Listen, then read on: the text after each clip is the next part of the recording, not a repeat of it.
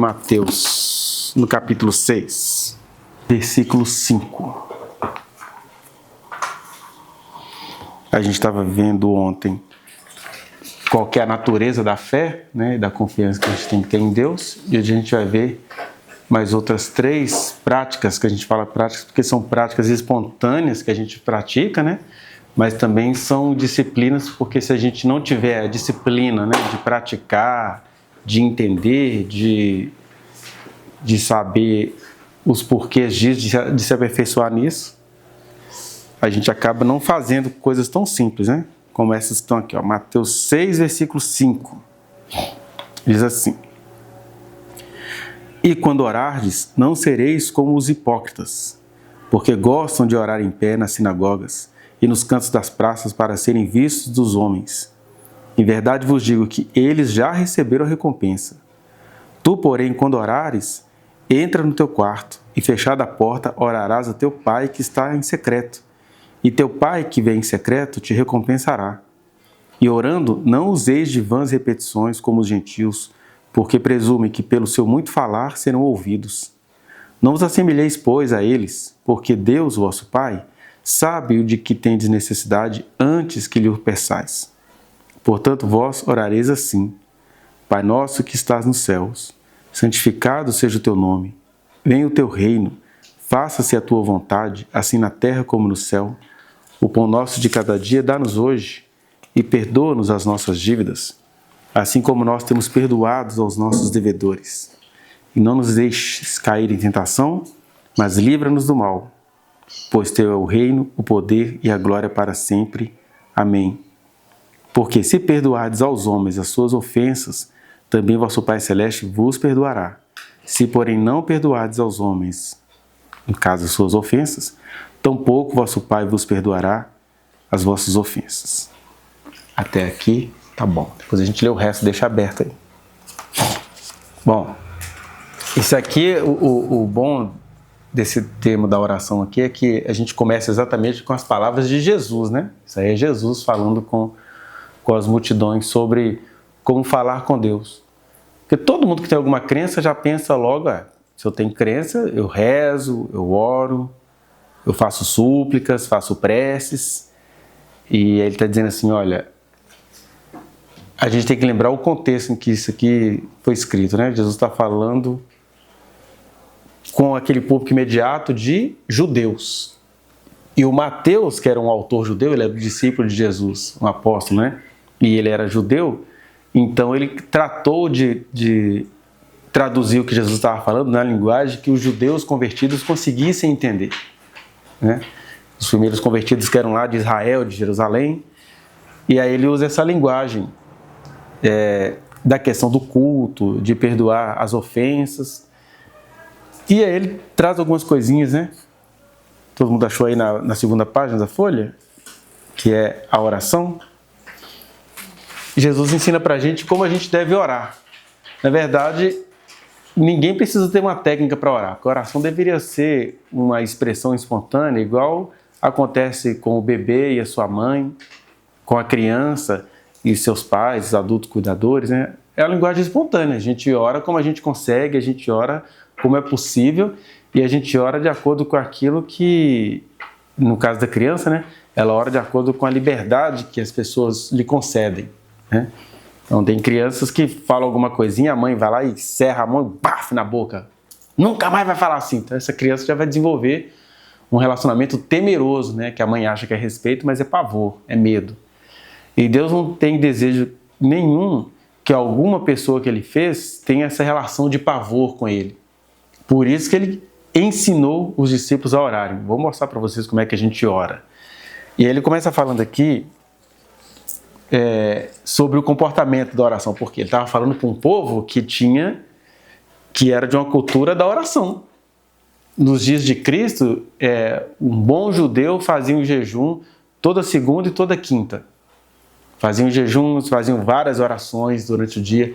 Então ele não estava falando alguma coisa para quem não soubesse orar. Mas pior do que você falar para quem não sabe orar, é você falar para quem acha que sabe orar. Então ali era o centro religioso. Ah, não, a gente crê no Deus de Israel, o Deus invisível, o único verdadeiro Deus. Então a gente sabe orar. Ele está assim, ó, quando vocês forem orar, tem umas coisas que vocês estão fazendo aí que está errada, viu? Primeiro, quando vocês forem orar, não sejam como os artistas, né? A gente fala de hipócrita, porque na verdade a máscara do artista grega chamava hipócrisis, né? Colocava a máscara para representar. E o hipócrita é aquele cara que tem vida dupla, né? Aí ele está assim, como é que uma pessoa ora com hipocrisia? É aquela pessoa, amantíssimo Deus, um poderoso Pai. Na minha infância, os líderes de igreja, eles tinham uma postura para falar em público, e ao mesmo tempo era aquele público com vocabulário analfabeto, né? Então tem um que eu nunca me esqueci, que era bendito Deus, um glorioso Pai. E aí, mas ele falava com imponência. Aí Jesus está assim, não, gente, não é teatro. É uma coisa espontânea. A gente tem essa coisa da solenidade, né? Por exemplo, como eu leio a Bíblia há muitos anos em linguagem clássica, eu acabo falando com Deus em linguagem clássica, né? Que seria o latim dos católicos, mas no meu caso, eu falo em segunda pessoa do singular e segunda pessoa do plural. Na verdade, os católicos falam em segunda pessoa do plural, né? Porque Deus é um ser distante. Então, Pai nosso que estais no céu, santificado seja o vosso nome, que é como você trata os reis, os tiranos, os déspotas, né? E a gente fala em segunda pessoa porque são muitos anos lendo a Bíblia em segunda pessoa, e aí santificado seja o teu nome. Então, quando eu falo com Deus, eu uso muito a segunda pessoa, que no Brasil quase sumiu o carioca que pegou a segunda pessoa, mas conjuga como se fosse a terceira, né? Tu vai, ó, acho que tu não sabe. Tu não sabe seria você não sabe. Aí tem o tu malandrês, né? Carioca, e tem o tu clássico, que é o que a gente usa. Por quê? Quando você está diante de um público, você tem essa preocupação em falar alguma coisa um pouquinho mais elaborada, mas ele está dizendo, olha, a oração não se resume à celebração. Orar não é orar em público. Então, quando vocês forem orar, primeiro, não acho que vocês estão fazendo uma apresentação para o público. Isso aqui é não agir como os hipócritas. Aí ele fala que oram em pés nas sinagogas para serem vistos dos homens. Isso vale para a oração, isso vale para o dom de línguas, por exemplo, né? Que é uma hipocrisia pentecostal. Que a pessoa pensa que quanto mais de línguas ela fala em público, ela pensa não. As pessoas logo acham que ela é uma pessoa muito consagrada. E agora, com o advento da internet, né? Com tudo sendo publicado na internet, fica muito claro você olhar assim, a pessoa, ela tá blefando e inventando línguas estranhas, né? O mais recente, The Power of the King. O vídeo da Michelle, a esposa do Bolsonaro lá, quando o ministro que ela queria foi nomeado para o Supremo, aí a língua dela até, a gente lembra, né? Cirandalabaia, e aos pulos e tudo. Isso gerou uma briga de família, porque quando eu fiz uma postagem na época, né? Falando exatamente sobre essa questão, o que a pessoa está querendo fazer esse espetáculo, só para autenticar que o ministro foi colocado lá por Deus, né? Se ele tinha um monte de gambiarra lá, e ele foi, como qualquer outro ministro, ele foi aprovado pelos senadores, né? Aí ela já pulou Cirandalabaia, mas é isso, fala Cirandalabaia ali em público e na verdade catou um monte de dinheiro Isso não é invenção não, tá? Isso, o The Intercept Brasil que fez essa investigação. Eles pegaram aquela universidade, acho que é a maior universidade EAD do Brasil, chama-se Unicesumar. Aí eles criaram uma subuniversidade chamada Unimissional. Aí a verba que a Unicesumar recebia do FIES, que é o financiamento estudantil, estava indo todo para essa Unimissional. O que é Unimissional? É uma faculdade de missões indígenas, que tem mais filial do que etnias indígenas. Ela tem 700 filiais no mundo, a Unimissional da Unicesumar. E quem estava por trás disso? Cirandalabaia, Michele Bolsonaro e a mulher que agora é senadora, Damares, que é a outra mentirosa. Ela parece uma velha piedosa, mas ela é muito mentirosa. Mas ela é muito querida, de maneira que eu estou falando isso aqui, desperta a ira de quem estiver ouvindo, né? Aí Jesus está assim, não sejam assim, porque são artistas. Porque ficou todo mundo comovido, né? Um familiar meu ficou muito comovido com a língua dela e me expulsou da casa dele no dia do Natal, bravo por causa disso, né? E na verdade isso aconteceu foi no comecinho de 2021, e aí a pessoa criou caso comigo no Natal de 2021, por causa desse episódio. Ele está assim, não, eles fazem isso nas praças para serviço dos homens. Aqui existe alguma proibição para que a gente ore na praça? Não. Aqui não existe proibição para a gente orar na praça, não existe proibição para a gente demonstrar afeto pelas pessoas, né, que é a questão de orar impondo as mãos, mas orar e impor as mãos é coisa, agora orar e rodar a cabeça da pessoa, aí é teatro, aí é hipocrisia. Aliás, o Paulo vai falar lá em Efésios, né, que ele quer que os homens orem com as mãos estendidas, com as mãos santas estendidas, né? Então, existe uma coisa que é necessário você fazer em determinados momentos. O problema é que o hipócrita, ele não tem vida com Deus, mas ele sabe orar em público, né? Que o Pai das luzes te ilumine até amanhã, se Deus quiser. Ele está despedindo, mas está parecendo que ele continua orando. É um famoso aqui de Belo Horizonte, que só ora assim. Aí ele vai falar, né? Segunda coisa, que quando a gente for orar, Jesus está dizendo que quem fica orando assim em público já está recebendo a recompensa, porque o pessoal olha, nossa, ela é de Deus mesmo, né? O ministro foi selecionado, ela já falou em línguas em rede nacional. E a pessoa está sabendo que ela está falando em línguas em rede mundial, né? Ou então o outro, nossa Deus, ele tem uma maneira de orar, nunca que eu vou orar perto do fulano não, porque a pessoa não tem uma oração, ela tem um discurso, né? E aí ele fala, eles já receberam a recompensa, já foram aplaudidos. Você, porém, quando você for orar, entra no teu quarto, fecha a porta, que é a coisa que as pessoas não conseguem fazer, né?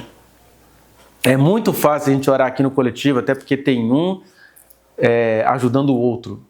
Agora, e no dia a dia, que o cansaço vem, que o desânimo vem, aí Jesus está falando assim, essa é a melhor oração. Você vai fechar a porta, nem que você rasteje no chão. Não sei se alguém já passou por isso, né?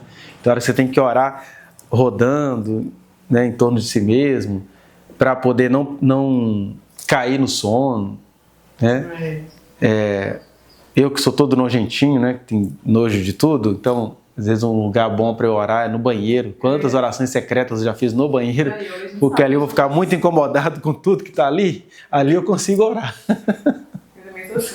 Eu oro muito.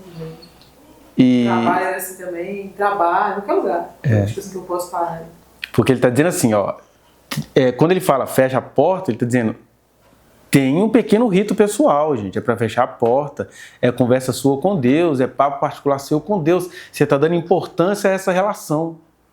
E aí ele fala, e o seu pai que te vê em secreto, né, ele está falando com o povo do pai, né, Israel, que tinha dificuldade de crer nele como a imagem de Deus. Então, Deus que vem em secreto, ele vai nos recompensar. Na verdade, a oração é uma conversa, né? Isso, a oração é uma conversa. Tipo assim, que seja uma gratidão, que seja um pedido, que seja um desabafo, é uma conversa, né? Isso. Na verdade, não é uma intimidade que você tem, você cria com Deus, né? Agora, o fato de estar de joelhos. Assim, no meu ponto de vista, assim, a oração pode ser feita, por exemplo, posso estar dirigindo e a gente fica na cidade de fazer uma oração, passa. E às vezes eu posso estar ajoelhado e não estar tão sentado quanto no trabalho, por exemplo. E às vezes até o fato de ajoelhar, às vezes até o incômodo, né? De estar ajoelhado e tal. Eu não sei se, de repente... Cada pessoa vai desenvolver uma maneira de se relacionar com Deus, igual filhos se relacionam com os pais, né? Porque... Por exemplo, tem gente que tem uma relação muito espontânea com Deus. Sei lá, tem gente que deve orar até nu, eu não consigo. Né? Eu não consigo orar sem camisa. Deus te conhece, mas eu não consigo. Então, eu tenho que ter meus ritos pessoais, eu tenho que estar vestido. Eu gosto de orar de joelho, mas aí a questão não é como é que você vai orar, a questão é o sigilo da coisa. Jesus está de olho nisso. Olha, a humanidade inteira ora. A humanidade é religiosa, a humanidade faz os seus balangudangos, a humanidade joga fumaça para cima para as coisas acontecerem. Orar no sentido religioso não é uma coisa difícil, ainda mais quando você junta todo mundo, aí vamos orar. Aí Jesus está assim, pois o critério da oração que agrada a Deus é exatamente o critério do secreto, porque ninguém está te vendo, ninguém vai poder falar que viu quantas horas você orou, quem está te vendo é o único que tem o poder de te recompensar. É isso que ele está falando. Agora, tem gente que ora deitado, tem gente que ora... tem gente que consegue orar nadando e está falando com Deus. Isso também vai muito do momento. Às vezes a pessoa está numa aflição. Ela vai estar orando o tempo todo em alguma situação. Eu falo que quando durante a pandemia, eu ia correr de manhã, era 5h40, 6 horas da manhã que eu corri. A primeira volta que eu dava correndo, estava lançando fora, eu fazia até oração. Você ia orando e correndo. Até a oração, assim, do Pai Nosso, então eu agradecia e tal. E então, assim, era um momento para mim que era aquele momento ali de correr de manhã e só nascendo, para mim era um momento assim de gratidão, sabe? Eu sentia necessidade de fazer na primeira volta que eu fazia, eu dava uma oração correndo. Isso. Então, Jesus coloca 2 critérios aí. O primeiro é o do sigilo e o segundo é a importância que a gente dá, que a gente pode orar correndo, mas a gente tem hora que você pensa, peraí, isso acontece nas melhores relações familiares, né? Nossa, eu queria sentar e conversar com a pessoa. Então, se a gente tem essa necessidade com o ser humano, a pergunta é, por que eu não tenho essa necessidade com Deus? Que aí inclui o orar e o meditar, né, nas escrituras, né? Que é você ler a Bíblia e falar com Deus. Então, por exemplo, assim como não dá para ler a Bíblia correndo, andando ou conversando com alguém, não dá para ter esse momento de leitura da palavra e oração também sempre correndo. Mas é muito bem-vindo a gente orar correndo, orar na correria. A gente vai ver aqui, né, tem um versículo que fala que é para a gente orar sem cessar, nesse sentido, que o que você estiver fazendo, Deus habita em você e ali você está com livre espaço para falar com Ele. Só que se a gente só conversa com a pessoa na correria e não tem aquele momento, né, do jantar romântico do casal, né, o momento da intimidade do casal. É uma corrida esportiva, assim. Porque para mim aquele momento de correr é um momento de meditação, sabe? Isso, se alimentar. Que até o cara na guerra, ele tem um momento lá, ele tem que se abastecer, ele tem que se alimentar, ele tem que pegar orientações. Jesus, no intenso ministério que ele tinha, vai mostrar principalmente o Evangelho de Lucas. Ele dava o jeito dele de parar tudo e falar, afasta as multidões aí que eu vou me retirar. Ele ia se retirar para quê? Ele precisava bater um papo com Deus. Isso. No meio de uma vida muito agitada que ele tinha, que ele não tinha paz não. Ele descia do monte, tinha 300 querendo cura, né? Mas ele se retirava, tinha vez que ele se retirava, não voltou mais, ele passava a noite inteira orando, no meio da vida corrida. Aí ele está dizendo, olha, isso que eu falei, tem 2 coisas. O primeiro é o sigilo. Você tem de ter uma vida com Deus que as pessoas de fora não precisam constatar. E segundo, tem um rito. O rito é, aqui nesse caso, entra no teu quarto, fecha a porta. Ele está dizendo, olha, tem que se retirar, tem que ter o seu secreto, tem que ter essa dedicação. Ainda que ela dure 5 minutos, mas eu duvido que alguém que entra para uma conversa secreta de 5 minutos com alguém que a gente ama, não dura 5 minutos, né? Dura o que tem que durar. É nesse sentido, né? E aí a terceira coisa que ele vai falar é que orando não useis de vãs repetições como os gentios, porque presumem que pelo seu muito falar serão ouvidos. Então, os gentios acham, o muito falar que ele fala não é falar muito, é falar várias vezes a mesma coisa, né? Então, olha só, a gente já pega nossas tradições cristãs e vamos para o ralo a partir do que Jesus falou. De onde tiraram 30 Pai Nosso, 40 Ave Maria? Jesus falou, ó, quem não conhece a Deus, né, quando ele fala que gentis, são os demais povos, que ele está falando ali imediatamente com os judeus, né? Os demais povos acham, e Israel hoje também acha, né? Israel acha que ele chega lá no Muro das Lamentações. Esse aqui é o gesto, né? Ele fica lá no Muro das Lamentações. Falando lá em judiaês, né? Então eles entendem que lamentar de maneira repetida vai mexer com o coração de Deus, que é uma coisa muito óbvia. Você imagina um casal que um diz amar o outro. Aí a pessoa chega para outra e fala assim, eu te amo, eu te amo. Aliás, tem um padre, acho que era o padre Marcelo, que fazia essa oração, né, em público. Chegava para o público, eu te amo, Jesus. Eu te amo, Jesus. Eu te amo, Jesus. Aí, não sei se vocês já presenciaram, assim, 1 minuto dessa oração do padre Marcelo. Aí você olha assim, você fica com dó. Ou de Deus ou da pessoa, porque você tem que aguentar a pessoa falando eu te amo, Jesus, não sei quantas vezes. E isso é mecânico, né? Ele está dizendo, eles acham que pelo seu muito falar serão ouvidos. Isso aqui, estou falando aqui da repetição católica.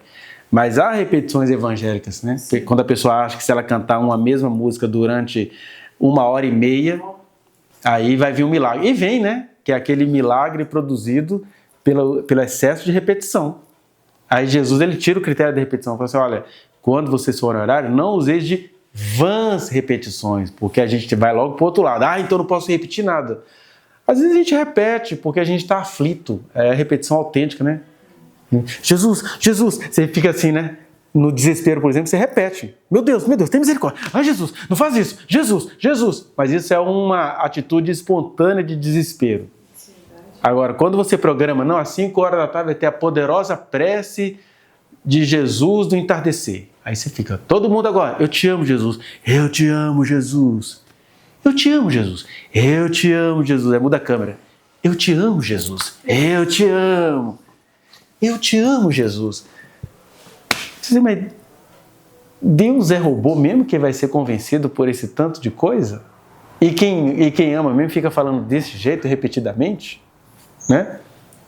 Ele está dizendo, não, aí ele fala no versículo 8, não vos assemelheis, pois, a eles, porque Deus, nosso Pai, sabe do que tendes necessidade antes que ele o peçais. Ele está dizendo, olha, não adianta ficar falando 300 vezes o que você precisa, porque Deus já sabe o que você precisa. Deus só quer que você fale com Ele. Aí muita gente pega essa palavra de Jesus e transforma numa outra coisa. Como Deus já sabe o que eu preciso, eu nem oro. Não preciso orar, não. Ele já habita em mim, já sabe tudo que eu preciso. Eu não preciso pedir. E aí Jesus não estava falando disso aqui, porque ele tá, em outros momentos ele vai dizer, engraçado, falando com os apóstolos, né? Há tanto tempo eu estou com vocês e vocês não me pediram nada. Peçam para que eu possa atender vocês. Então não é que Deus não quer que a gente peça nada pelo fato dele saber de tudo, porque ele sabe de tudo, mas a gente não sabe. Né? E como a gente não sabe, a gente tem que se comportar igual uma criança que não sabe e confia no pai, confia na mãe. Então aqui não é ausência de pedidos, né?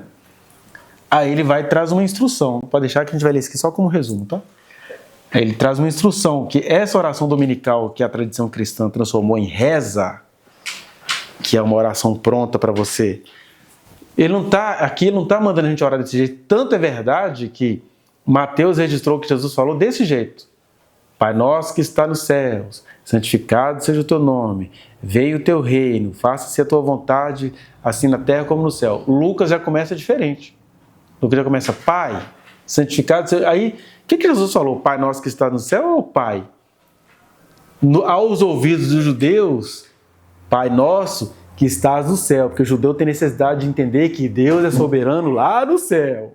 Aí é o Mateus falando para os judeus. O Lucas, que era o médico grego cheio do Espírito Santo, não, Jesus estava querendo falar, era de uma outra coisa.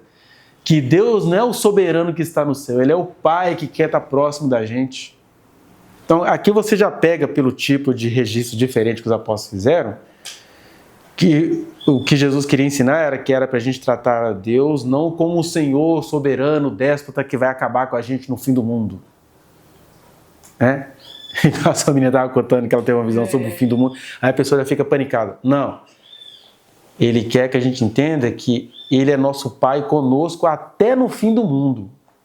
É a Ele que eu vou recorrer, que Ele está aqui comigo. Né?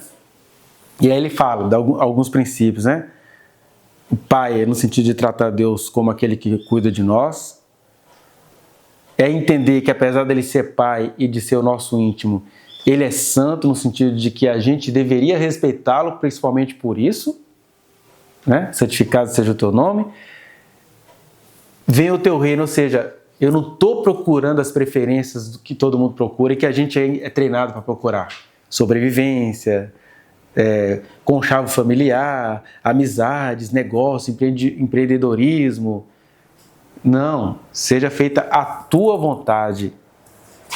Aquela que é feita no céu, que ela seja feita na terra. E é claro, o pão de cada dia que a gente deveria orar pelas nossas necessidades diárias.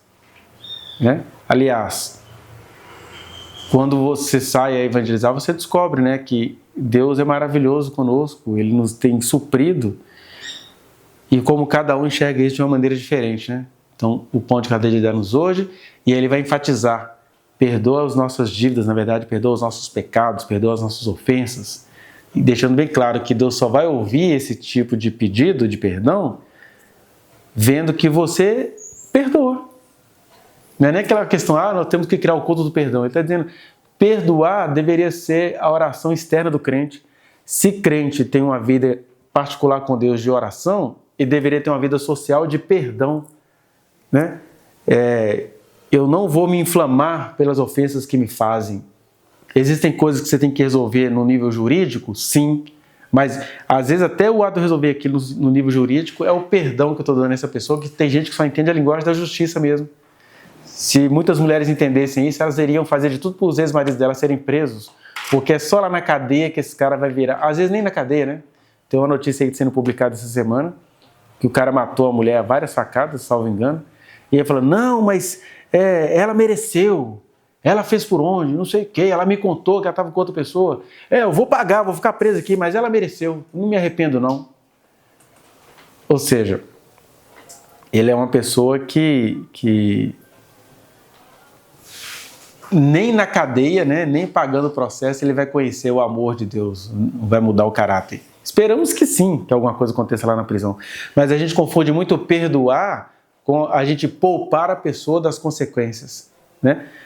As pessoas têm que ser poupadas da consequência última, que é ir para o inferno. Mas às vezes o único caminho dela não ir para o inferno é às vezes penando aqui mesmo diante dos homens, né? É igual Jesus falou, ai das pessoas por quem vierem os escândalos, né? Mas ao mesmo tempo, mais chances tem para um Judas que ficou tão atormentado porque se matou depois de descobrir que fez besteira ao trair Jesus, do que para esse monte de gente que nunca vai preso e nunca vai ser transformado, né? Então, a oração de Jesus inclui esse exercício. Olha, por que Jesus colocou essa questão do perdão na oração? Porque se a gente for olhar de verdade, gente, Deus é santo. Ele não tem compromisso nenhum com as nossas impurezas, com os nossos pecados, com as nossas loucuras. Ele está assim, eu paro tudo que eu tenho de fazer para te ouvir, para te atender. Por que você não pode perdoar as pessoas? Porque eu sei bem quem você é e eu te perdoo. Agora, as pessoas, elas são ofendidas com você, elas nem sabem do que você é capaz. E você também não sabe nada da outra pessoa. Que às vezes a pessoa está cheia de ódio de você, mas na verdade é só uma cegueira ali. É igual pessoas que têm medo de cachorro. Elas podem matar um cachorro por medo, mas não é nada contra o cachorro, é por causa do medo que elas têm. E aí, Jesus como que dizendo, né? Vocês deveriam perdoar as pessoas que vocês não conhecem, porque eu perdoo vocês conhecendo tudo, sabendo que vocês vão aprontar de novo, eu perdoo. Eu falei que é para perdoar 70 vezes 7. Então por que vocês têm dificuldade de perdoar as pessoas? As pessoas, elas já são pecado, elas nem vão pecar, elas já são pecados ambulantes. E aí, em Lucas, Jesus vai dizer, olha, não julgues e vocês não serão julgados. Não condenem e vocês não serão condenados. Perdoem e vocês serão perdoados. Ele está dizendo assim, não tem precisa de ritual, a pessoa nem precisa saber que você a perdoou, você já perdoou. Alguém lê, por favor, então, agora esse resumo aqui, ó, número 2, a oração. Aí, quando for necessário, eu vou fazer uma interrupção aqui. Devemos orar a sós com Deus. Devemos orar sem hipocrisia. Devemos orar secretamente. Que orar secretamente? Entra no teu quarto, fecha a porta. Porque a gente também faz da oração uma publicidade, né? Desde o Muro das Lamentações, onde tem aquela oração pública, até essa coisa de a gente... Eu não gosto de orar com gente trançando perto de mim. Eu preciso fechar mesmo, porque eu falo muita besteira quando eu oro junto com a Sônia. A Sônia se assusta com a minha oração. Imagina, então, no lugar onde ninguém escuta, né? E aí eu tenho que dar meu jeito de orar, inclusive sem a Sônia perto, porque eu preciso falar coisas com Deus que vão assustá-las. Aí tem a coisa do secreto, né? Devemos orar sem vãs repetições. Devemos orar crendo que o Senhor conhece as nossas necessidades. Devemos orar em lugar de vivermos em ansiedade. Isso aqui, lá em Filipenses 4, 6 e 7, está falando que é para a gente orar em todo tempo, colocar as nossas ansiedades diante de Deus, né? Ao invés de a gente viver ansiosos, pelo contrário, é para a gente com mãos santas orar, colocar as nossas necessidades diante do Senhor, né? 7. Devemos orar também com outras pessoas. Ah, tá. Porque aí a gente vai para o intimismo, né? Ah, eu oro, eu falo com Deus. E aí, Marcos 14, 32 e 40 diz o quê? É bom a gente ler. Marcos 14, 32 a 40. Parece muito assim, mas são poucos, né? Que é, na verdade, Jesus, no pior momento da vida dele, o que ele faz? Ele chama os discípulos para orarem com ele, né? Que é um dos piores momentos da vida da gente, quando você está na urgência. Isso é muito ruim quando acontece isso com os íntimos, né? Casais fazem muito isso uns com os outros, que é assim, você está num momento sério, você está vendo que o negócio é sério, que você precisa orar. Eu estava vendo a sua filha falando ontem de quando ela estava vendo essa situação de Israel e o Hamas, que é uma coisa espiritualmente terrível.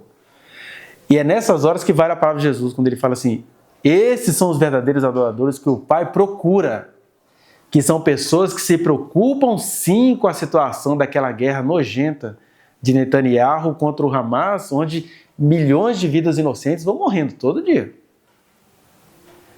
E aí, alguém que se comove com isso, o que os íntimos falam pra gente? Ah, meu filho, se os meninos nem estão empregados, você vai orar por causa disso? Aí você acha que você vai mudar o mundo? Aí Deus chegou para ela e falou. Aí Deus foi mostrar para ela o fim das coisas, ela ficou assustada. Mas ela está dizendo, olha, pois você fez o que eu estou esperando alguém fazer. Alguém que interceda por isso, alguém que se angustie por isso, alguém que se angustie pela realidade espiritual do Rio de Janeiro, que aparece nas igrejas e nas eleições. Mas é uma coisa demoníaca aquele negócio ali. Alguém tem de orar por isso. Porque a nossa culturinha tão individualista, a gente já pensa assim, eu nem consegui passar na faculdade, vou preocupar com Israel. Mas orar e pela paz de Jerusalém nesse sentido, não é orar como se Jerusalém fosse impecável, é orar por Jerusalém igual Jesus orou. Por acaso tem algum profeta que não vai morrer em Jerusalém? Ele está dizendo assim, esse povo está todo adoecido e a minha oração por vocês é que Deus lhes abra os olhos, que Deus tire esse Netanyahu logo dali, né? Mas é orar, é interceder, é aquela apelação de Deus com o profeta, né? Quem vai se oferecer? Quem vai se colocar nessa brecha? Tem uma brecha ali, quem vai se colocar? E ele está falando de coisas coletivas, às quais a gente não dá o menor valor. Ele está dizendo, eu só precisava de um soldadinho, cheio do Espírito Santo, que intercedesse pelo meu povo, pelo meu reino. Jesus acabou de falar que é para a gente orar, venha o teu reino. Por acaso o reino de Deus é que fique matando palestinos o dia inteiro? Isso é reino de Deus? Isso não vai gerar uma indignação humanitária na gente? Né? Então, aí Jesus, nesse momento de angústia, ele precisou orar e ele ora e fala, eu vou mais um pouquinho além. Quando ele ora e volta lá, os apóstolos dormindo, cheios de sono. Porque eles estavam tão confortáveis de estar lá com Deus em pessoa, que Jesus quer orar, a gente está com sono. E isso é muito ruim, né? E aí ele fala por 3 vezes, né? Nenhum de vocês puder orar? Pois é, já chegaram aí para me prender. E dali para frente, né? Foi Judas traindo, foi Pedro negando, e foram o resto fugindo. Igualzinho o profeta falou, né? Como é que é? Fugirão as ovelhas e o pastor ficará sozinho. É isso, porque a oração nos dá essa fidelidade radical, né? Eu me lembro nesse período das eleições de 2022, como que eu orei muitas vezes. A única oração que Deus não ouviu minha nesse negócio foi que o Zema ganhou as eleições, né? E aí, infelizmente, ele está caminhando rápido para fazer tudo o que ele quer no ano que vem. Mas, graças a Deus, a nível de Brasil,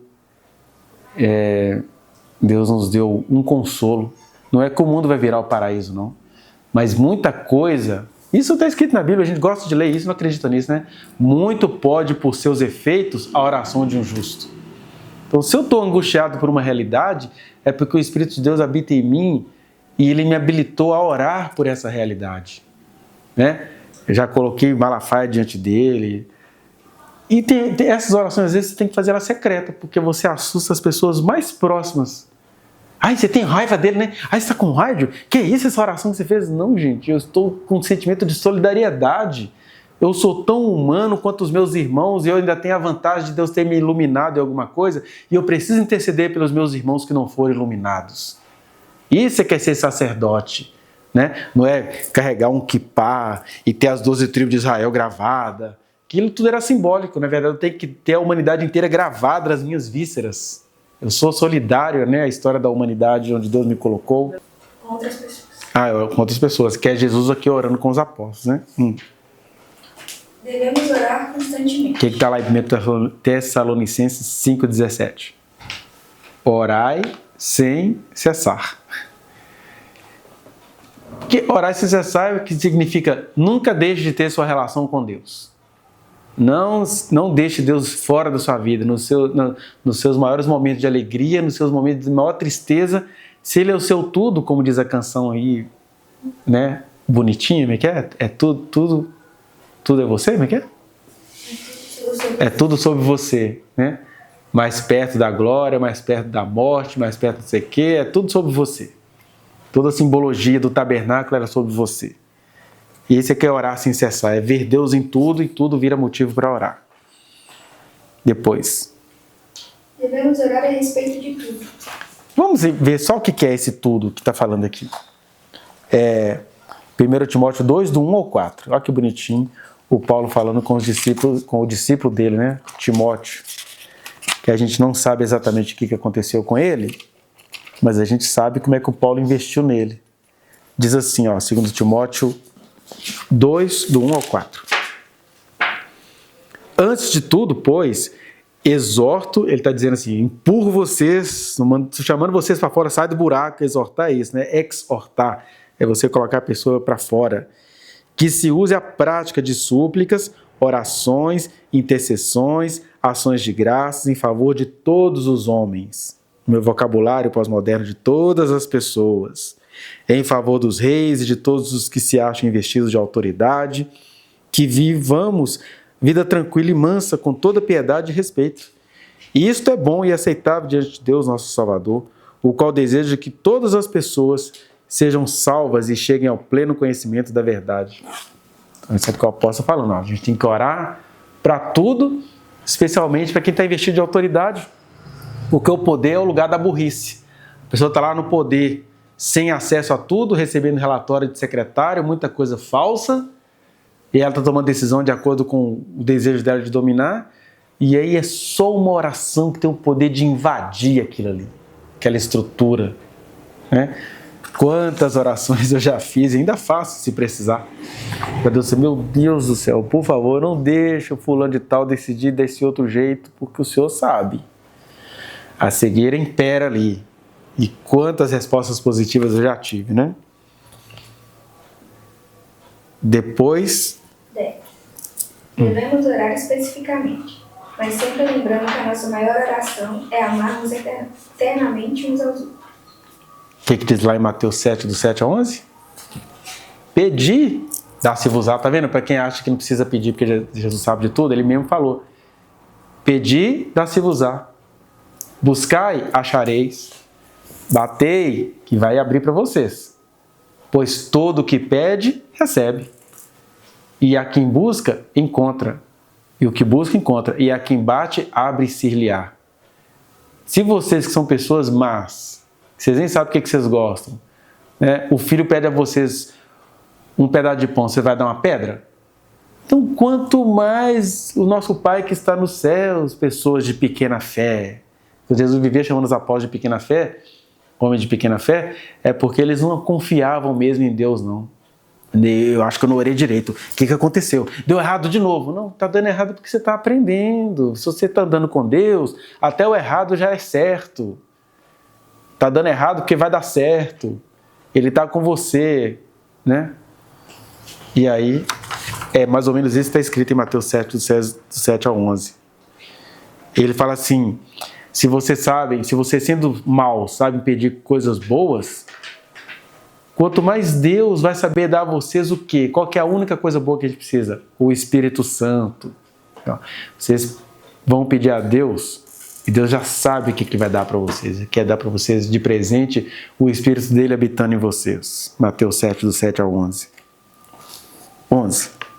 Devemos orar sabendo que não sabemos orar como convém, mas o Espírito Santo é a nossa paz. A gente até leu isso semana passada, né?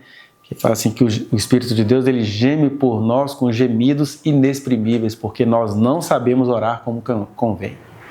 E ele nos toma.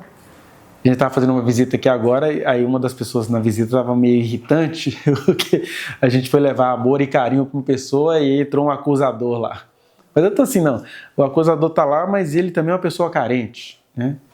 Aí a gente faz a oração, aí na hora que a oração começou a orar, o homem ficou todo comovido, né? Aí ele que estava acusando, glória a Deus, aí eu falei, opa!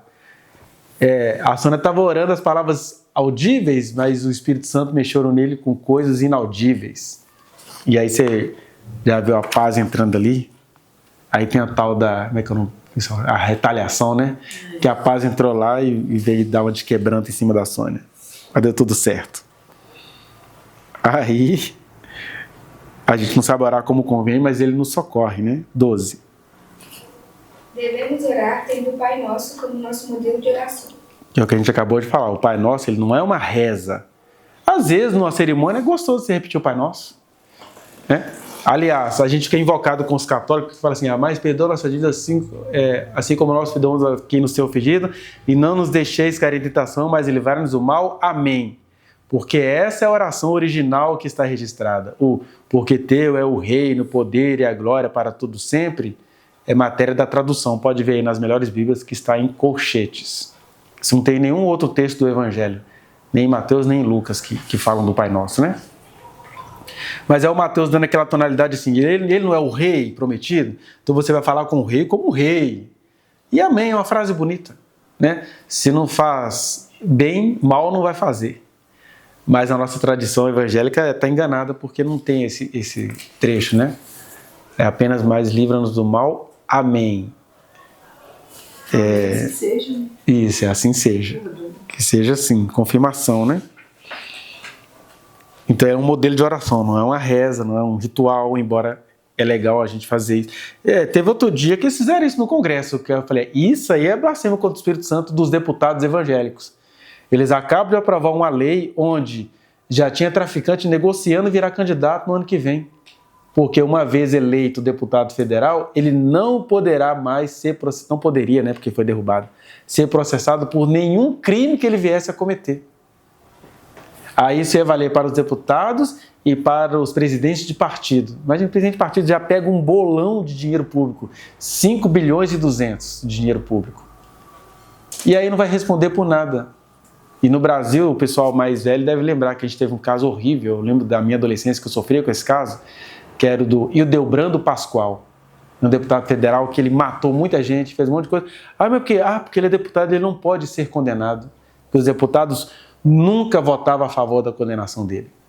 Foi por causa disso, porque essa questão foi colocada na Constituição de 1988, porque os deputados eles eram perseguidos pela ditadura militar. Então, para nenhum juiz comprado por um militar não vir persegui-los, aí eles falaram que o deputado não poderia responder processo, a não ser que os 300 e tanto aprovassem. É igual o presidente só pode ser investigado quando 2/3 do Congresso aprova a investigação, né? Mas é fácil eles aprovarem a investigação de um presidente, porque não faz parte deles. Agora, imagina o deputado, cara, eu cheguei aqui, eu já molhei sua mão e tal, aí todo mundo vota para ele não ser investigado. Tanto é que até o ano de 2001, quando a lei foi modificada, das mais de 30 situações, só aprovaram 3 situações. Então, é um modelo de oração, né? E por último, orar é algo comum a todas as religiões, mas o que diferencia a oração na cristandade é o vigiar e orar. Essa casadinha aí, né? Porque tem muita gente que ora. Jesus está falando assim, ó, orar, tem hora que é o exercício, né? Você vai chegar na casa, você vai orar. Você vai sair da sua casa, você vai orar. Agora, é orar e vigiar. Ainda mais quando a gente recebeu... Acende as luzes ali, já está escurecendo. As duas de baixo. Ainda mais quando a gente recebe instruções iguais a que ele nos deu aqui. Quando vocês forem numa casa, saudaia. Aí eu vou entro na casa e não vou saudar a casa. Aí eu estou trazendo coisa ruim para minha vida porque eu não vigiei, eu recebi instruções e não segui as instruções, né? Então vigiar é nesse sentido. Não é só ficar fazendo as coisas. Tem instruções, tem recomendações, né? Daí a leitura bíblica ser uma coisa interessante que você vai relembrando essas instruções. E aí a gente precisa vigiar. O vigiar, a gente sempre pensa que vigiar é você fiscalizar a vida do outro, né?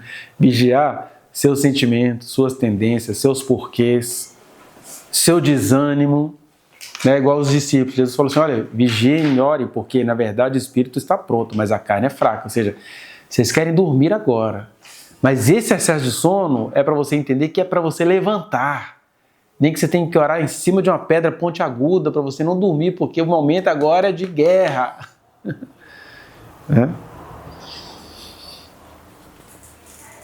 Vamos lá. O jejum é uma prática muito... As pessoas têm medo de jejuar atualmente, né?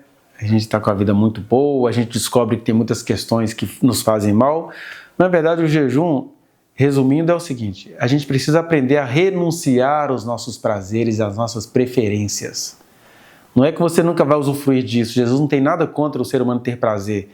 Tanto é que na festa de casamento ele transforma a água em vinho da melhor qualidade. Porque hora de festa é hora de festa. Só que tem uma hora que ele vai dizer, olha, a gente precisa renunciar a determinadas coisas. Quais são os seus vícios pessoais? Você tem que ir entregando ele diante de Deus, né? Não precisa ser essa coisa assim, vou ficar 3 meses sem botar um cigarro na boca. Mas, sei lá, se eu coloco 30 por dia, então hoje eu vou colocar... mas eu vou ter crise. Então, essa crise de abstinência eu vou transformá-la em oração. Nem que seja aquela oração reclamada, Jesus, está chato, estou mal-humorado, não sei o quê, ai Senhor. Tem que ser, fique 1 hora falando do cigarro na primeira hora de oração. Mas o jejum é nesse sentido, de você se disciplinar, né? E aí, resumidamente, o que nós temos sobre o jejum aí, Kézia? O objetivo do jejum não é mera abstenção de alimentos, nem é para se conseguir algo. É educarmos o nosso corpo, bem como nossos desejos, a serem totalmente submissos ao Senhor. Porque lá em 1 Coríntios 9, do 25 ao 27, lá fala que a gente precisa mortificar os feitos do corpo. Então, o corpo tem necessidade de agressividade. Aí você faz isso na educação física, numa academia e tudo. Mas, no dia a dia, o que é o jejum? Sei lá, a pessoa toma 30 cafezinhos por dia. Então, desses 30, eu vou transformar 20 em oração. O tempo que eu ia demorar a tomar um cafezinho era 3 minutos, eu vou lá no banheiro falar com Deus 3 minutos. Isso é um tipo de jejum. Que é te colocar uma disciplina. É jejum porque ele incomoda. A gente sempre associa jejum ao alimento, porque o alimento é a nossa primeira fonte de prazer e de existência, né? Mas a verdade, há outros prazeres que não são o alimento e que a gente precisa detectar isso. O jejum revela bem as coisas que nos controlam, por isso precisamos crucificá-los. Isso, que aí se trata de uma idolatria, né? Eu tô mal-humorado porque eu não tomei cafezinho hoje. Então a sua vida está sendo governada por um cafezinho. É hora de jejuar. A abstenção de alimentos é a prática básica para outras abstenções. Isso, porque a gente fala de alimentos, mas tem muitas outras coisas das quais a gente tem de se abstrair. A gente está vendo isso agora, né? Nesse primeiro ano da lei anti-celulares durante as aulas. Meu Deus, como a humanidade é viciada nessa porcaria. Eu entro na sala de aula e falo, isso é entidade, gente. Isso aí controla a vida de vocês. Esse ano, mãe já morreu por causa de celular.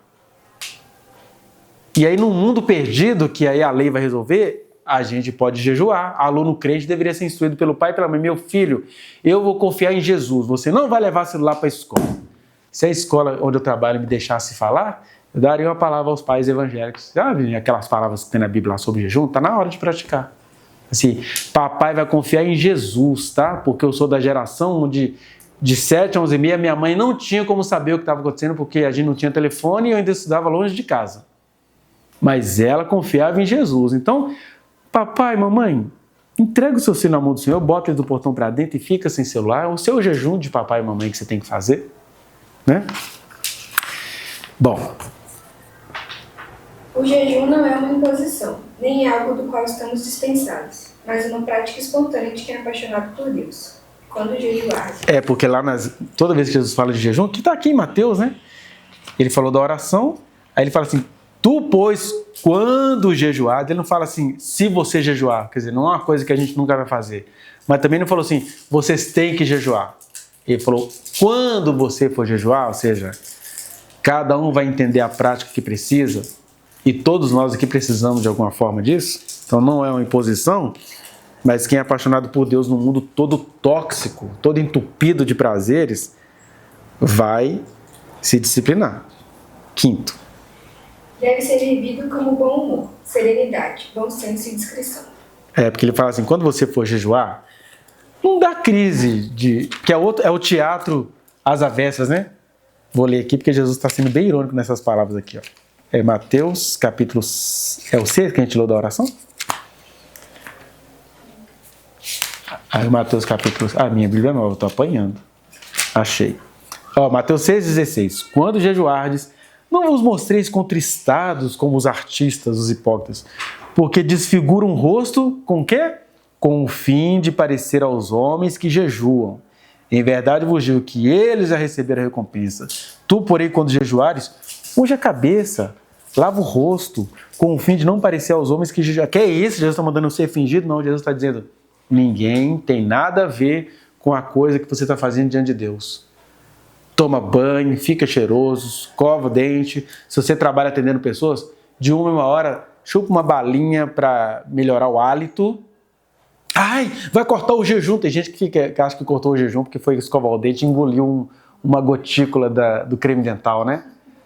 Que aí Deus vai me matar, eu cortei meu jejum. Ele está dizendo pelo contrário. A prática do jejum, ela começa quando? Essa prática do jejum. Você fala na história da humanidade ou quando? É bíblica.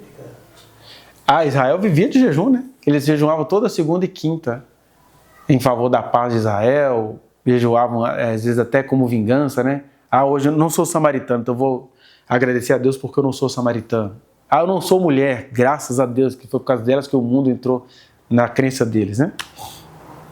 Então, mas na verdade todas as religiões, né? O Antigo Egito já jejuava, é porque tem a ver com disciplina, né?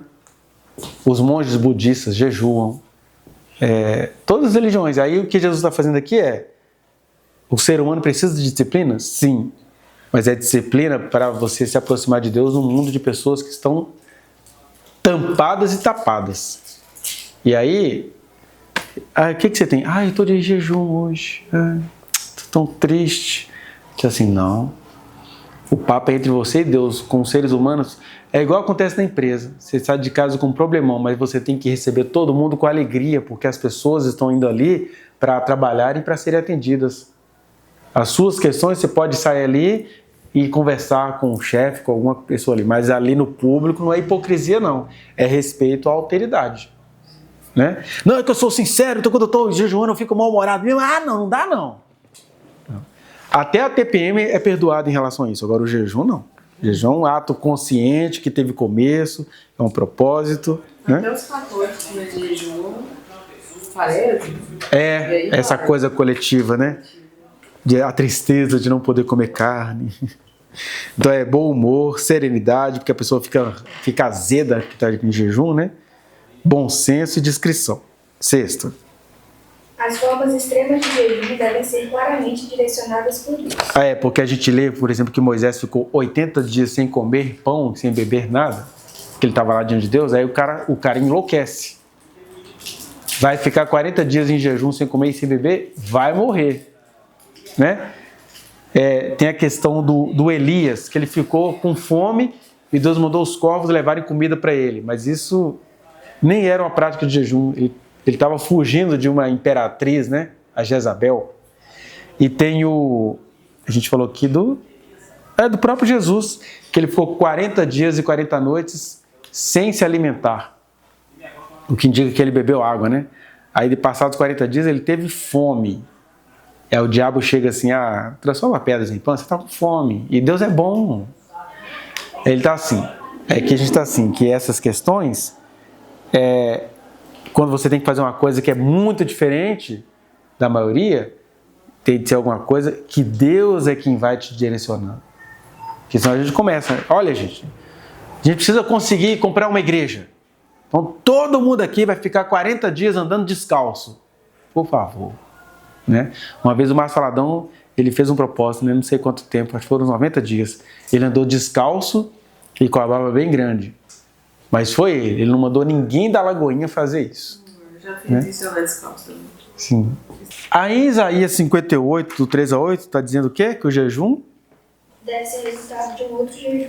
Olha o jejum que Deus quer que a gente faça. Porque Israel, que já jejuava muito, aí que Deus chega para Israel, Isaías 58, 3, e fala assim, o povo reclamando, dizendo, por que jejuamos nós e tu não atentas para isso?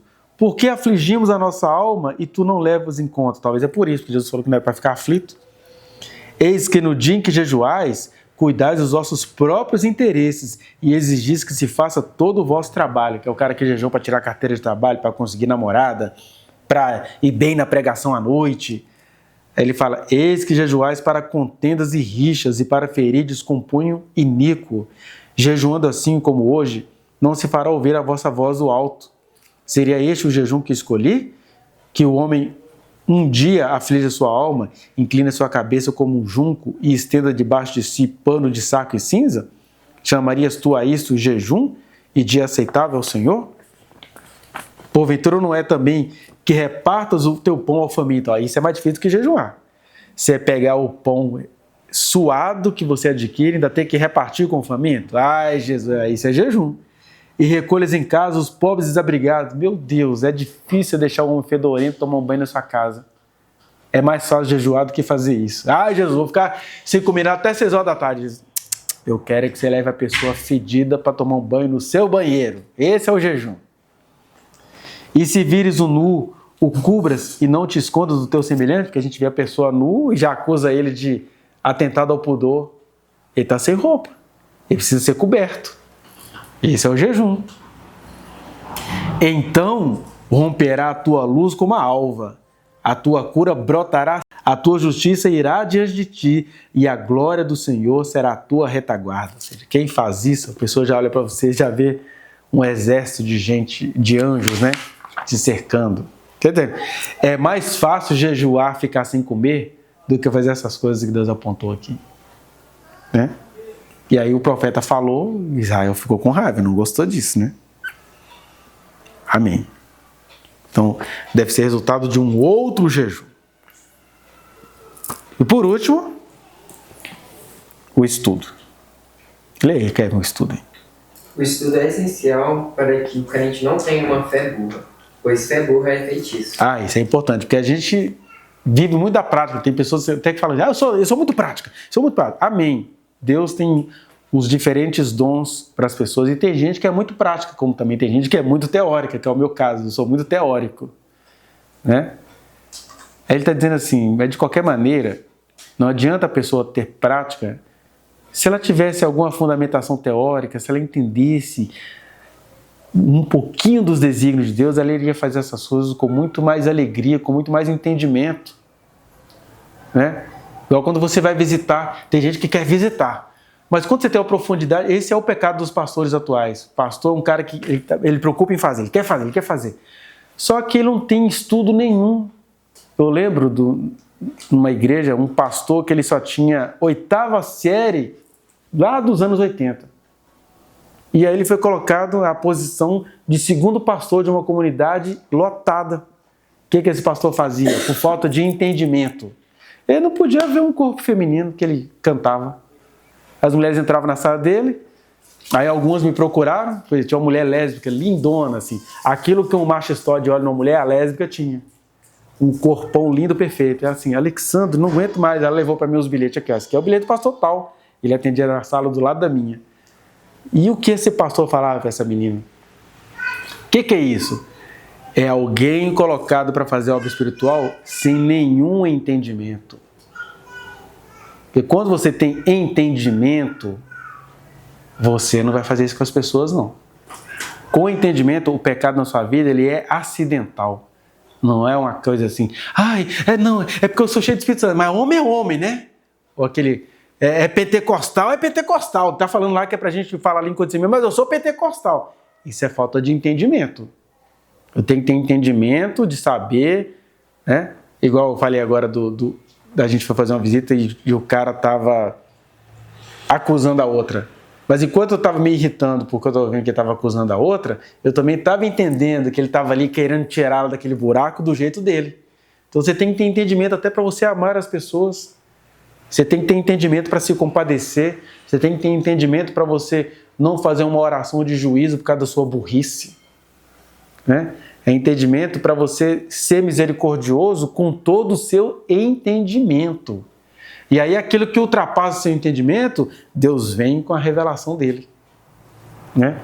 Mas a primeira revelação é que a gente tem que ter entendimento. Então o estudo é essencial para que a gente não tenha essa fé burra, porque fé burra vira um feitiço contra as nossas vidas. Por isso que tantos movimentos começam cheios de empolgação do Espírito Santo, mas como não tem luz, aí um começa a se matar uns aos outros, a comerem uns aos outros e tudo acaba numa tragédia. Segundo, Deus, quando se fez homem, ensinava o tempo todo e nos mandou avaliar todas as coisas. isso está lá em Mateus 7, né?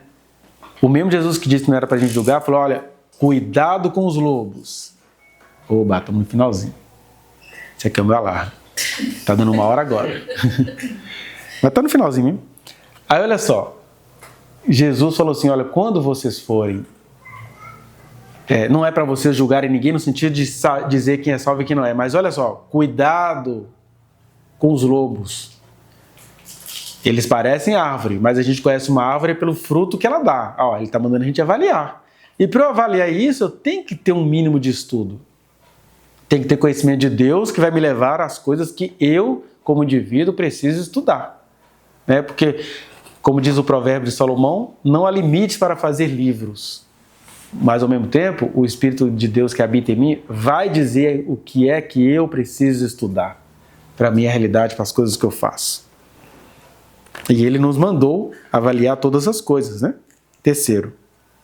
A verdadeira fé anda de mão dadas com a razão, pois é preciso ir além da razão, não a quem. A quem? A quem? Para se ter uma fé genuína. E é isto o que a disciplina do estudo nos traz. Então, estudar para quê? Porque a gente precisa aprender a ir além da razão. Mas é pecado você ir aquém da razão. O que é ir aquém da razão? É você nem estudar para não se comprometer. Ah, não, eu nem quero saber dessas coisas. Assim, olha, o convite é o contrário. Amarás, pois, o Senhor teu Deus de todo o teu coração, de toda a tua alma, com toda a tua força e de todo o teu entendimento. Porque aquilo que ultrapassar o seu entendimento, a revelação vai trazer. Mas se eu não tenho nem entendimento, eu não vou nem entender a revelação. Aí Deus às vezes suporta as ignorâncias de santas pessoas que Ele separou, porque elas ficaram aquém do conhecimento, né? Quarto. Inclui o estudo das Escrituras, bem como de tudo que tem a ver com o conhecimento do reino. E aí a gente volta de novo, né? Leitura da Bíblia faz parte da disciplina do estudo. Quem conhece a Deus e não lê as Escrituras, tá devagar. Vou continuar. 4 passos básicos para se praticar a disciplina do estudo: a repetição, concentração, compreensão e reflexão. Repetição aqui em que sentido? Eu leio a Bíblia desde 1987. Isso é repetição. Eu só vou vendo os tesouros incomparáveis que existem aqui porque eu estou sempre lendo. Mas é repetição criativa, né? Eu estou lendo para entender melhor aquilo que eu não entendi na leitura passada. Não é? Eu leio a Bíblia há 20 e tantos anos, mas não entendeu nada. 20 e tantos anos a pessoa está repetindo coisas que é da preferência dela. Não está crescendo, evoluindo na fé, né? Concentração. Ninguém lê Bíblia com a série, como é que eles têm com o pessoal? A Dorama. A Dorama está aqui atrás, eu estou lendo a Bíblia. Estou lendo a palavra de Deus. Sem concentração não vai dar. Nem para você ler Bíblia, nem para nada. A gente confunde muito a leitura, a disciplina do estudo, com a literatura. A literatura é arte. E como a arte está envolvido prazer, é muito comum você ver até nas escolas o aluno, quando ele não está com o celular, ele está lendo um livro de literatura ali, ele está tendo uma experiência orgásmica, que a arte tem a ver com a nossa sexualidade saindo por outras dimensões do nosso ser. Pela visão, pelo tato, pela audição, pelo paladar. E aí a pessoa está ali, aquela história gostosa. Isso é o prazer literário. Aqui não, aqui é prazer literário, aqui exige concentração, né? Até falo para os meninos, até o cara que inventou esse celular que você não consegue se libertar dele, ele teve de se concentrar. Que aquelas teorias físicas que estão por trás da eletrônica. Compreensão, porque você lê todo dia e não compreender, não aprendeu. E reflexão é quando você aplica e você, peraí, fiz isso, mas desse jeito, dessa vez não deu certo, que é o laboratório, né? Então, é isso, é o renovar constantemente do nosso entendimento. Disciplina do estudo. Todo esse processo, já falei, né? Não. Todo esse processo? Todo esse processo acima envolve objetividade, análise e devocionalidade. É porque a gente quer ser íntimo de Deus, né? Que a última palavra é devoção. Ah, eu sou fã de Jesus. Mas uma pessoa que realmente é fã de Jesus, ela vai querer entender um monte de coisa que Jesus deixou pra gente pesquisar. Né? Ela só não vai se comportar como um cientista que investiga uma planta e não consegue ver Deus nisso. Agora, uma pessoa que é fã de Jesus, ela entende tudo, porque ela fala assim, cara, eu preciso contar isso para todo mundo. Eu estou entendendo o sentido da vida. Olha Deus aqui. Mas isso é fruto de, primeiro, objetividade, quer dizer, eu preciso fazer, praticar, eu sou o sujeito, aqui está o objeto. Depois, análise, peraí, deixa eu entender como é que é isso. Aí quando você entende, aí você quer contar para todo mundo. Eu não sei ter outro conhecimento, eu não sei viver outra vida. Jesus é bonito demais. Como dizia minha mãe, o diabo é fedorento. E por fim, as outras disciplinas aí que depois eu indico um livrinho bom para vocês lerem sobre ela. Quais são? Tem 2 grupos aqui. São as disciplinas exteriores, porque essas que a gente falou, a oração, a fé, o estudo e o jejum, são disciplinas interiores. Aí aqui tem um grupo de disciplinas exteriores, que quando a gente pratica essa disciplina, a gente pratica na nossa intimidade, mas a gente reflete na vida social. Simplicidade, o que é isso? Não é andar igual mendigo, mas é você fazer um exercício diário contra o consumismo. Então, assim, você usar as roupas até o máximo que você pode usá-la, isso é uma atitude interior. Quer dizer, eu não vou transformar isso em doutrina. Tá? Ah, na minha igreja todo mundo tem que usar roupa velha. Não, sou eu, é a minha intimidade. Mas isso vai se refletir na minha vida, na minha relação com outras pessoas, né? Segundo, solitude, porque a gente morre de medo da solidão. As pessoas fazem o quê? Elas deixam a televisão ligada porque tem que ter alguém falando na vida dela. Solitude é você saber o seguinte, quando eu estou sozinho, eu estou com Deus, cara. Eu preciso do meu lugar. Jesus fazia isso, né? Gente, eu preciso ficar a sós. É a solitude, não é a solidão. As pessoas têm medo de ficar sozinhas com elas mesmas, né?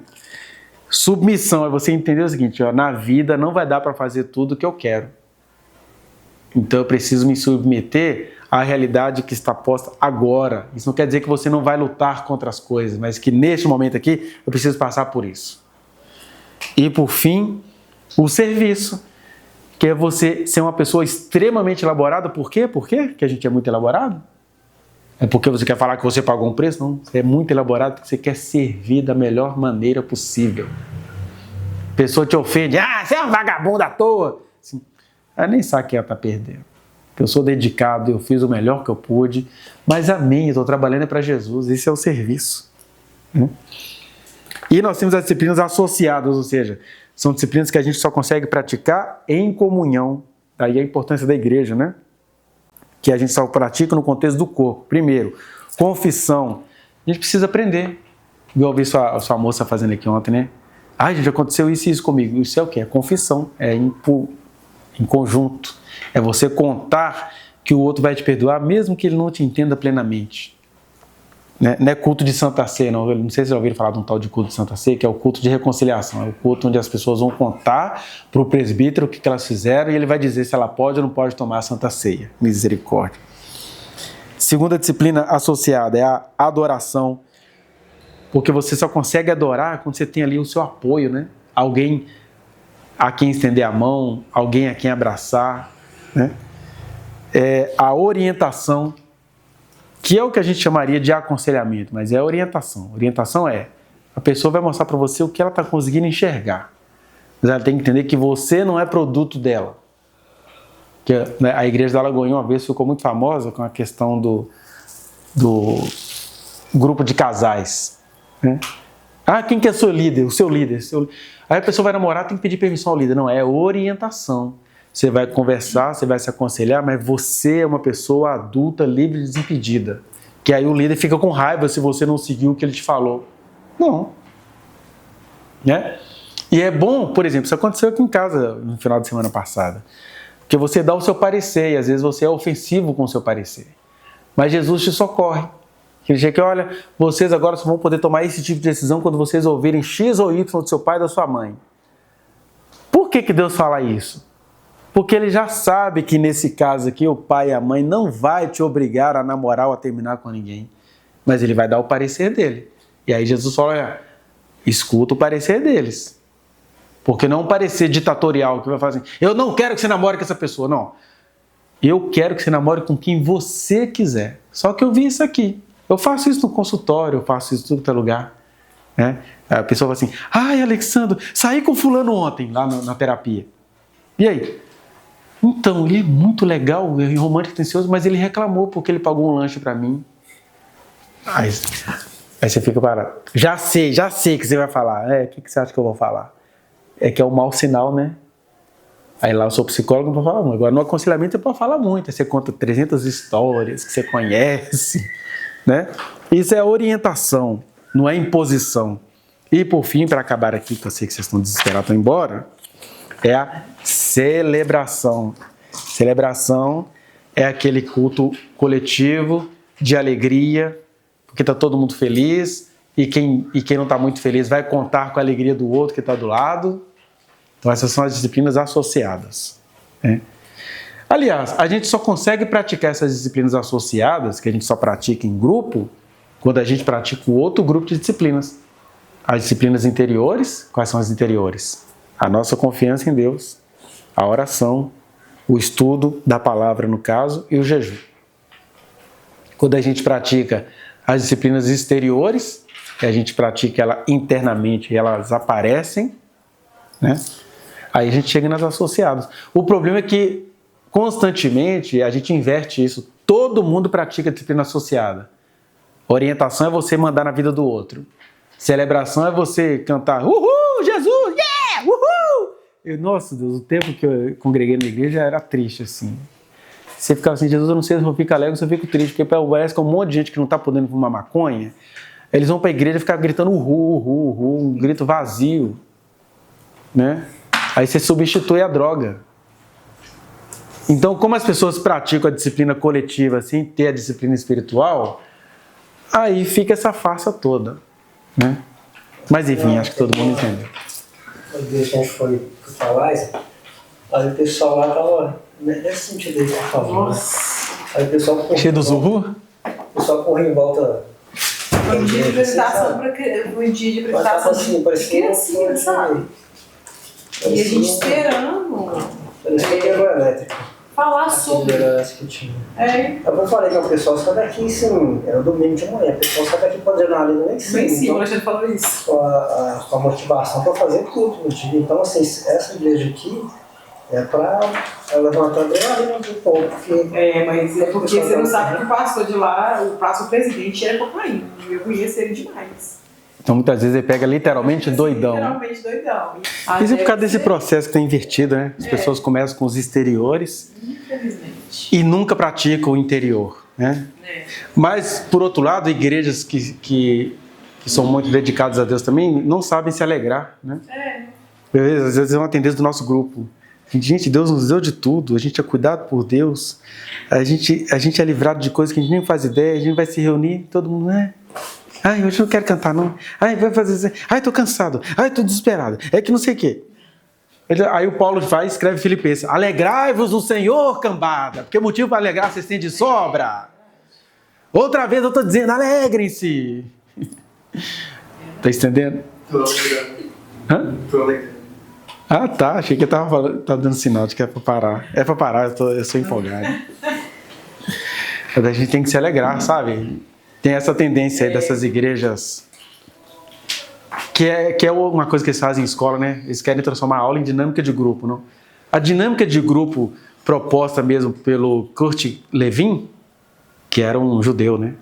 Ele escreveu uma história sobre a psicologia dos judeus fenomenal. E ele está dizendo assim, que a dinâmica, ele escreveu um livro chamado Dinâmica e Gênese dos Grupos, que é daí que vieram todas as teorias de dinâmica de grupo. Mas ele fala o seguinte, esse negócio de você chegar aqui, vamos fazer uma dinâmica, isso não existe. Falou que a dinâmica é uma coisa espontânea, são os indivíduos que vão se reunindo e eles vão se alegrando. Ele descreveu a igreja de Jesus. Então assim, se está todo mundo aqui feliz com Jesus, gente, pode estar todo mundo quebrado, porque a nossa felicidade é Jesus, e a gente vai socorrer uns aos outros, a gente vai se juntar para socorrer o mundo. Essa é que é a alegria.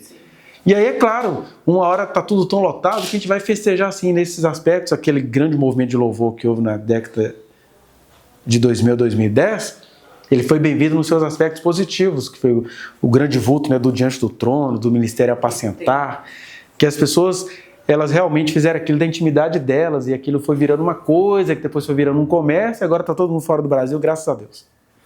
Mas a coisa, quando aconteceu, foi coisa linda mesmo, que é a alegria que Jesus queria ver, mas depois começou aquele negócio da chuva, né, todo mundo cantando música de chuva e tal. Mas amém. É porque nem tudo é eterno e Deus vai fazendo as pessoas nascerem para ir renovando, né? Amém.